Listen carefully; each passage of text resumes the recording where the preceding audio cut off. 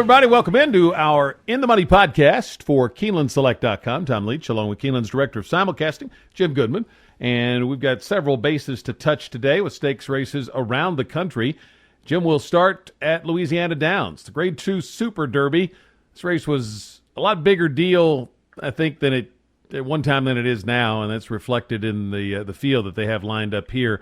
How did you see the Super Derby unfolding? Yeah, it's kind of amazing when you look at the field. It's a $400,000 Grade 2, and it's basically a rematch of the $100,000 Prelude that they had on August the 8th. The 5 of the 7 horses come from the same race. And I really couldn't have a reason. I watched the race back a couple of times, and the Picket Factor won that race and looked really good doing it. And he closed from the outside. He's in perfect position all the way around. And the only reason I could say to pick against him is he did get a perfect trip. Mobile Bay was hung on the outside, and probably if you had some data on distance traveled, you would probably see a difference there. So Mobile Bay, I think, has a shot, gets a jock upgrade to Edgar Prado, which is a big deal. Prado taking this ride.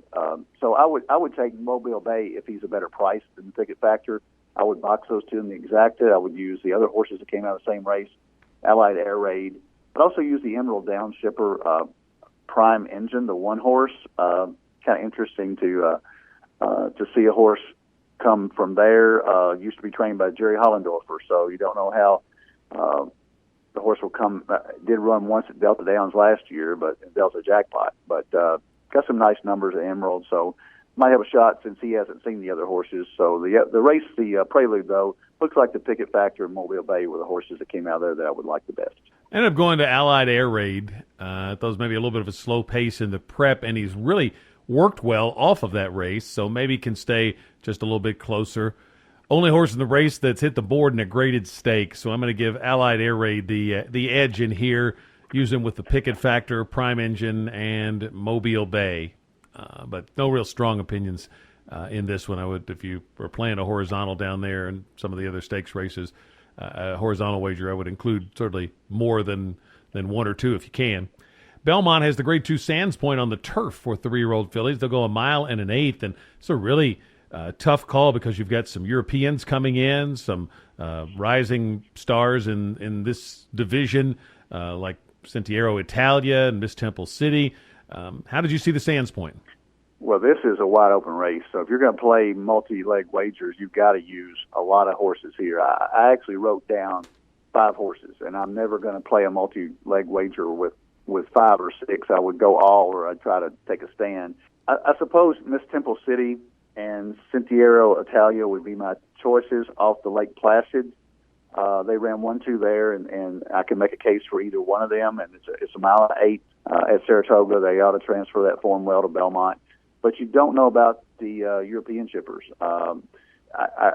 Aramia, Azalea, all those horses, Malabar, you can make a case for all of them, and you don't know how they're going to stack up. I would say Azalea would be my pick there simply because of the Racing Post ratings back last year of a 108 the high, and that ought to translate well to probably a 92, 93 buyer.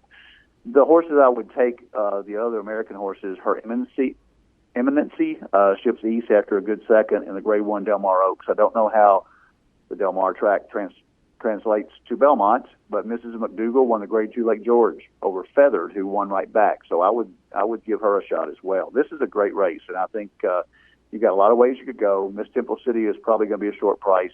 I would spread into the multi-leg wagers, but I would take Miss Temple City, Sentiero Italia, with the other horses I mentioned in the trifecta. This is so tough that you went through all those horses, and the one I'm going to key off of you didn't mention, and that's Tapestry for Shug McGahee. This horse is eligible for a second-level allowance race, and yet he puts her in a Grade 2 stake, and that's not a Shug-type move. So look at the steadily improving speed figures and the fact this horse will be running late, and you're going to get great value. That intrigues me because I started to take Osalia because of the class from Europe and Castellano taking the ride. If I had to pick a winner, that's who I would bet to win. But what I did for the Weekend Warrior blog at Keeneland Select is did the win bet on Osalia, and then I keyed Tapestry second and third with 5 horses in the try. So in other words, on the top line, I've got 2, 5, and that's Italia and Miss Temple City, and then the 3 Euros. So 25789 with 25789 with 10, and then 25789 with 10 with 25789. So, and I'm still not confident, even if Tapestry hits second or third, that I'd have the winner. But that's the way I'm going to try to play this and kind of key around Tapestry, who I think has a shot to run a nice race. Maybe not a winning race, but run a hit the board kind of effort at a really good price. I think she's improving and might have a lot more upside left. Churchill Downs has a couple of graded stakes for 2-year-olds. The 8th race is the Pocahontas, and I couldn't get past Just Wicked in here. Both of these races are a mile and 16. She's got improving figs. The pedigree says she'll love the stretch out. I like that Jose Ortiz comes in to keep the mount on her for Asmussen. And I just thought she stood out against these. I would use her with Put the Blame on Me, Vivid Storm, and Dothraki Queen. But most of the ones she's facing have nothing more than a maiden win to their credit, while she came back in stakes company off her maiden win. How about you? Yeah, if you believe in buyer figures, this is what's called a triple fig. No filly in the race has ever run as fast as her worst race. So you've got a 69, 76, 83 progression, and the highest buyer in the body of the race is a 68. So if you believe Andy Byer, you would bet the house on Just Wicked. I wouldn't bet the house on a 2-year-old filly because these fillies seem to improve quickly. So I wouldn't suggest that, but she is a strong standout, and it's going to be 2-5 or 3-5. But I do disagree with below her. I like Bold Quality for Kelly Breen because she had a tough trip first time out at Parks, and sometimes you overlook horses that come out there, but it's not bad racing up there, and she won her maiden special weight by 4.5 after being blocked. She got a 64 buyer, but you got to look at that as with a grain of salt. If she hadn't gotten blocked, she could have run a lot faster. And she ran 106 and 3, 5.5 furlongs, which isn't that slow. So maybe the track was playing slow that day. Decked Out comes out of the Adirondack and the Schuylerville at Saratoga, so she ran well. And Dothraki Queen for Kenny McPeak, again, didn't get a good buyer. A lot of times those horses that win on the turf at Ellis Park are sneaky quick, and nobody knows how fast they run. I don't know who does the speed figures down there, but she won by 7 and went off at 4-1. So she won very easily on the turf, and maybe that translates well to the Churchill Downs dirt. I don't know, but it was a nice race, winning her maiden by 7 lengths at Ellis Park, so she might sneak up on somebody. But Just Wicked is my pick as well. Grade 3 Iroquois is the 9th race at Churchill, and I like the one in there, Conquest Windy City, a good bit, although I think this is a tougher handicapping challenge. First thing that draws me to this one is this horse sold earlier this year to 2-year-old sale for over 10 times the stud fee. So I usually like to look at those, I've mentioned before, those same year, the horses, 2-year-olds that were bought earlier in the year, looking for a good return on a big investment here. This horse had a solid effort in her turf debut at Saratoga, but I think she's better bred for the dirt, so I'm thinking that Cassie just put her on the turf to start to go long. So she's gone a mile and 16th already, and I don't know if anybody else in here has. And so I think that's a big plus. And then Cassie wins at 27% out with second out maiden. So all of those things make me like Conquest Windy City a good bit in here. I would use her with Star Hill, with Unbridled Outlaw, and with Condominium for Lucas. But I like Conquest Windy City, the one horse in the Iroquois. How about you? I like Conquest Windy City as well for Cassie, the one horse. I think that $800,000 purchase price is a legitimate handicapping angle that you love. And somebody loved that horse, and they put it on the turf and ran probably better than they expected at Saratoga. So I think he's got a big shot. I also like the 5 Unbridled Outlaw, Dale Romans. The horse broke its maiden at Ellis Park and was well meant at 2-5. And also has a trip over the track at Churchill, ran 27th of June. Did not break his maiden, but they did break it at Ellis Park, so it comes back in the Iroquois with a couple of races under his belt. Cocked and Loaded was favored the last 2 at Saratoga in the Grade 3 Sanford and disappointed again on the poly track at Arlington, but I would give him another shot because that Tremont at Belmont was awfully tough back in the summer. And Twirling Cinnamon took a shot in the Grade 3 Sanford, was probably a little bit over his head. This might be a little more legitimate shot. Off at 4-1, had a wide trip, so I think you can toss that. So Twirling Cinnamon has a shot as well. I would key 1-5 over 1-5-6-11 with maybe as many as you can afford in third spot because these 2-year-olds improve very quickly. Yeah, I like Twirling Cinnamon in that race up at Saratoga. I went against him because of the post position here, but if he can overcome that, I think he's definitely right in the mix. A couple of other races we want to look at, actually 3 more. Kentucky Downs is our next stop for the Grade 3 Kentucky Cup Turf. They got several stakes on the Saturday card there. This one's 1.5 miles on the turf with 3-year-olds and up, and not surprisingly, with the purses they're giving away, a nice big field. Who do you like here? Well, after watching last weekend, I was going to bet Giroux, but he's not riding on Saturday. He's riding at Woodbine, and we'll talk about those races in a couple minutes. But so my handicapping angle went out the window. He won 5 races last Saturday. This race is tough. I'm tossing the California horses. I can't believe that horses that are running that hard turf out there can adapt to the Kentucky Downs Euro-style racetrack. So I'm going to toss them. They may beat me because you got Neil Drysdale ships in Power Ped. Got a couple other horses that ran at Del Mar, Bailout Bobby for Doug O'Neill. So, they shipped them across country for the money, obviously.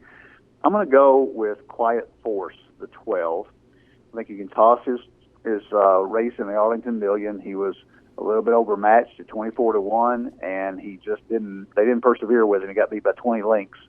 So I like to toss a race like that. It was over yielding turf. If you remember the Arlington Million, they had a monsoon a few hours before the Million. I'm surprised they left it on the turf. You go back to the Arlington Handicap, where it was a good track, and he won that, a Grade 3, by 3/4 of a length and pulling away. And I think Quiet Force has a real shot here at 5-1. Don't like the 12 hole, but got 1.5 miles to overcome it, so I think that'll be fine. Hyper, the 2 horse, ran in the St. Ledger on Million Day and was 2-1, was the favorite in the St. Ledger, a Grade 3, has run against Grade 1 horses in the Man of War in Manhattan. So I think he's got a real shot. And the Big Hoss, I gotta hear the guy call it down the stretch as Larry Calmus did at Saratoga a couple weeks ago. The Big Hoss is rolling, so I want to hear that at Kentucky Downs. And I think he's got a shot because he finished that John's Call like he meant business at 1 mile 5/8, and 1.5 miles ought to be right up his alley. Those are my 3 top choices here. I think it's a wide open race, especially if the California horses run better than I expect. But Quiet Force would be my pick. The 12 over Hyper, the 2, and the Big Hoss, the 7. I'm betting that the Big Hoss is going to roll. That's who I like in here. I think he is in the best form of his life. You mentioned that he's just won at a longer distance. And 8-1 on the morning line, although I don't think you'll get that. But still, I don't think he'll be favored. So the Big Hoss, number 7, I like a lot in here. And Quiet Force I will use him with. And then I would use a couple of the Californians, Power Ped, the 10, Bailout Bobby, the 4. But I like the Big Hoss a good bit in here.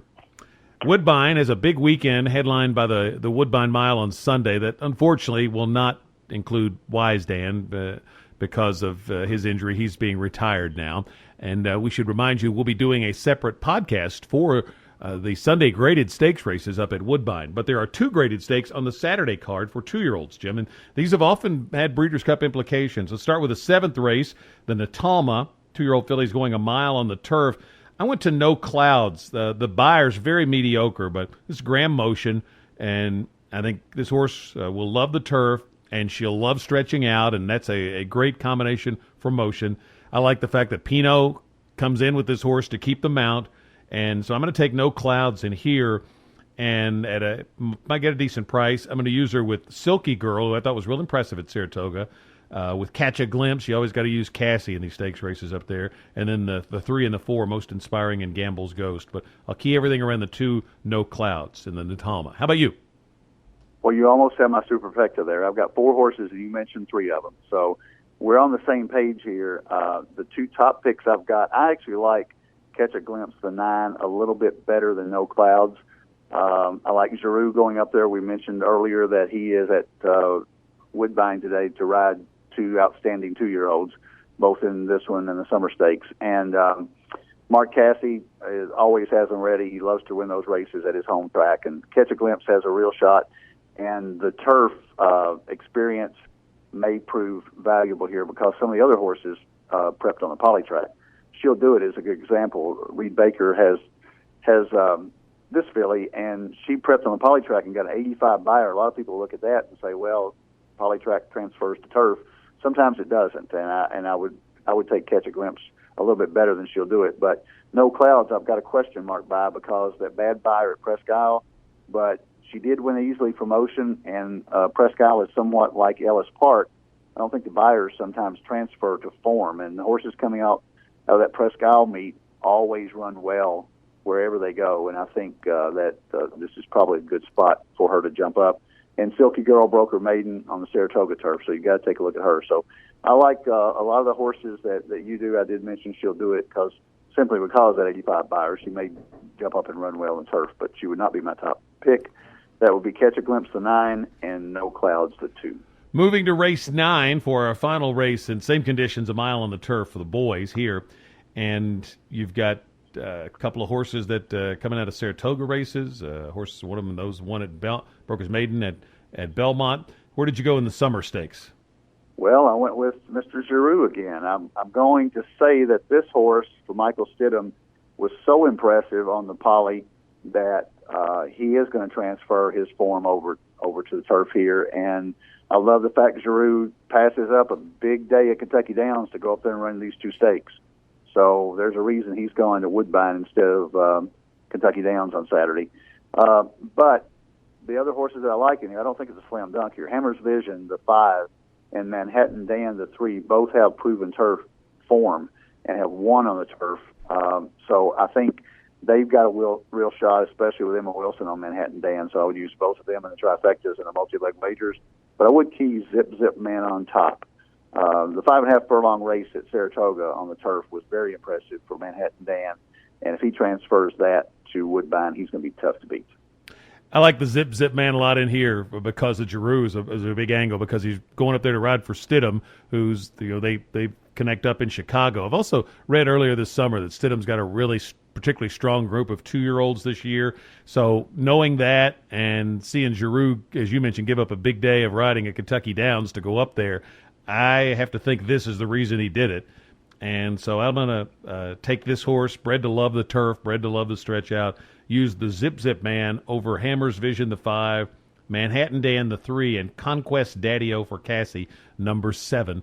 But keying off to the 6, the Zip Zip Man in the Grade 2 Summer Stakes at Woodbine. And a reminder, we'll be back with a Sunday edition of this In the Money podcast to look at the 4 graded stakes races on the Sunday card at Woodbine. Best of luck with your wagers on Saturday, mixing in the football with the horse racing, and keep your account fully funded at Keeneland Select so you're always ready to take advantage of an opportunity. Remember, simulcasting now in the Lexington market is at the Red Mile in downtown Lexington. For Jim Goodman, I'm Tom Leach, and this is the In the Money podcast at KeenelandSelect.com.